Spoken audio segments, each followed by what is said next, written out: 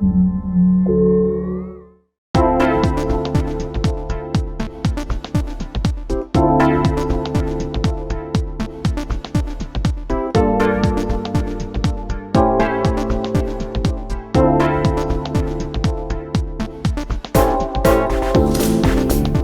tulemast Kristiine linnaosa valitsusse. Kristiine linnaosa valitsus asub nüüd uuel aadressil Metalli tänav 5.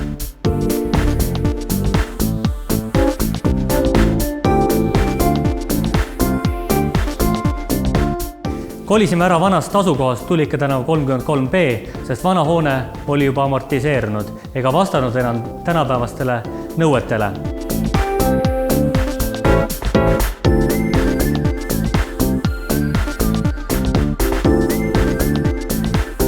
Meie uus hoone on igati turvaline.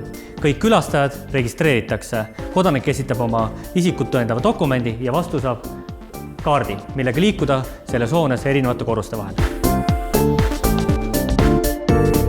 Üks suuri uuendusi on see, et uues hoones on lift. See tähendab, et hoone on ligipääsetav kõikidele inimestele hoolimata nende vanusest või tervislikust seisundist.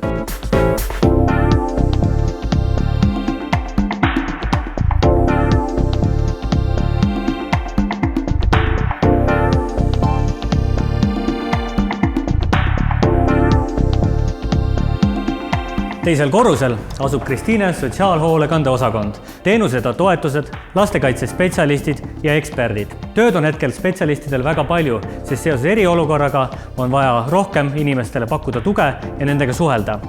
Tervist! Tere tulemast sotsiaalhoolekande osakonda!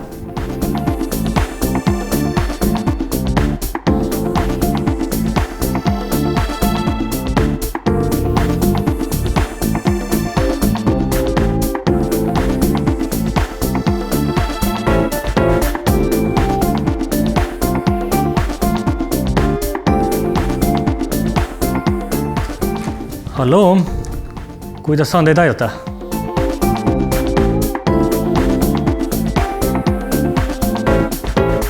Uut hoonet planeerides soovisime võimalikult palju ära kasutada linnaosa eripära ja ajalugu. Nii said meie saalid linnaosast inspireeritud nimed. Esimese korruse saal on Lilleküla saal, teise korruse saal on Järve saal, kolmanda korruse saal on Tondi saal.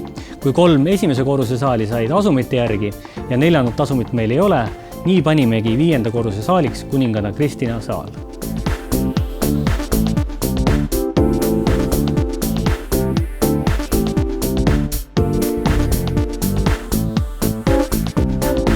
Minu soov on, et see uus hoone oleks avatud võimalikult palju, et tegemist oleks kogukonnakeskse hoonega, kust inimesed saavad tuge ja abi.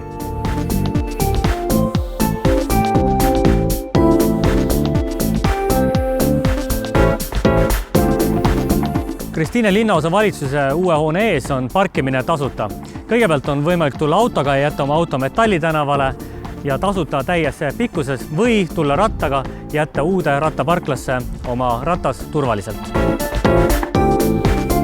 Tahan tänada kõiki linnaosa elanikke, kes on teinud suuri pingutusi, et praeguse eriolukorraga ja viiruse levikuga hakkama saada. Kristiine linnaosa valitsus on avatud. Olete oodatud meie uude asukohta Metalli tänav 5 Kristiine linnaosa valitsusse.